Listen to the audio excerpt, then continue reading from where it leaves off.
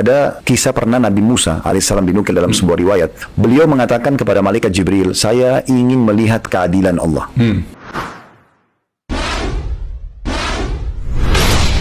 Kata malaikat Jibril, kamu nggak mampu.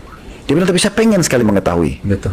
Ringkas cerita, malaikat Jibril melapor kepada Allah, lalu Allah mengatakan, kalau gitu suruh Musa datang ke satu sungai, dia hanya nonton saja. Tidak usah menanggapi apa-apa, jangan ambil keputusan apapun. Nabi Musa datang menjauh dari jarak jauh, dia melihat sungai itu. Cuma nonton saja. Yang terjadi yang pertama adalah, ada satu orang lewat, menunggangi kuda, karena ini masa klasik, belum ada mobil. Pakai kuda, di pinggang sebelah kanan kirinya, itu ada kantong isinya harta. Dia mampir di sungai itu, dia turun minum, setelah minum, pada saat dia turun minum, rupanya dia tidak sadar kena letihnya, 2 kantong hartanya jatuh. Dia naik ke kuda, lalu dia pergi. Datang orang kedua, anak kecil, datang, minum juga di sungai itu, dia lihat ada 2 kantong harta, nggak ada orang, dibawa.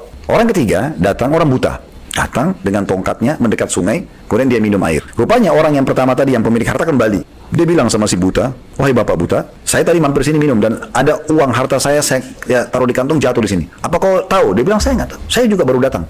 Nggak mungkin, di sini nggak ada orang lain. Dia cek nggak ada orang lain. Anak kecil itu sudah pergi. Ringkas cerita, yang penunggang kuda ini akhirnya membunuh si buta. Karena dia bilang, saya nggak percaya, pasti kamu yang ambil. Karena si buta bilang, enggak, saya nggak ambil, ngotot. Dibunuhlah si buta. Digeledah semua barangnya, nggak ada. Karena sudah putus asa, lihat kiri kanan nggak ada orang, ya sudah, dia mau ambil di mana hartanya, dia pergilah. Nah, pergilah si pemilik harta ini. Lalu waktu itu Nabi Musa berkata, saya sudah tidak sabar. Karena menurut Nabi Musa, yang salah si anak kecil. Kalau anak kecil tidak mengambil uang tadi, orang itu kembali, diambil hartanya, dia pergi. Dia nggak akan bunuh si buta. Betul. Maka kata Jibril alaihissalam, itulah tadi yang saya bilang, kamu tidak bisa sabar. Tapi asal kamu tahu, yang benar dalam kisah ini anak itu.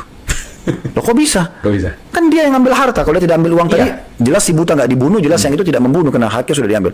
Dia bilang begini ceritanya.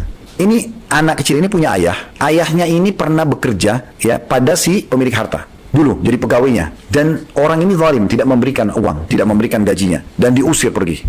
Dan apa kau tahu Musa? Uang si ayahnya anak ini sejumlah 2 kantong itu. Allah punya cara mengembalikan kepada dia. Jadi jatuh, anak itu tidak tahu apa-apa, dia masih kecil, diambil sama dia. Tapi itu hak ayahnya. Terus kata Musa, baiklah, saya sudah paham, berarti memang itu haknya anak kecil. Tapi bagaimana dengan nasibnya si buta? Betul. Kata Jibril, ayahnya si anak ini setelah dipecat kerja di tempat pertama, pemilik harta dan tidak memberikan hartanya, maka dia bekerja sama si buta. Dulu orang ini tidak buta. Lalu si buta ini dulu cekcok sama ayahnya anak ini dan dia membunuhnya.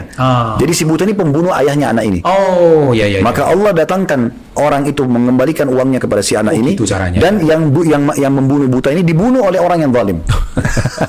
Itu sesuatu yang nggak bisa dinalar. Nggak bisa dinalar. Jadi kalau sudah bicara di level Tuhan, dimensi yang berbeda lah. udah nggak bisa.